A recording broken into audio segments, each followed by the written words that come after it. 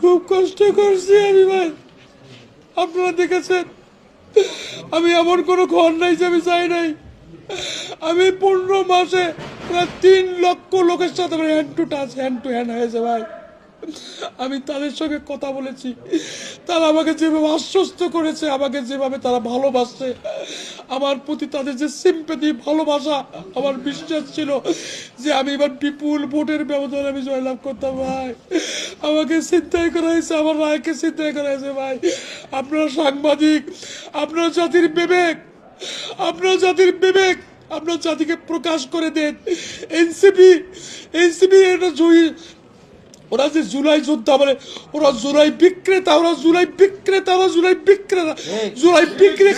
বিক্রি করে খায় তারা ভাই। তাদের অনেক দুর্নীতি ভাই। আমি ক্লিন ইমেজের লোক ভাই, আমি আপনাদের সকলের সহযোগিতা কামনা করছি।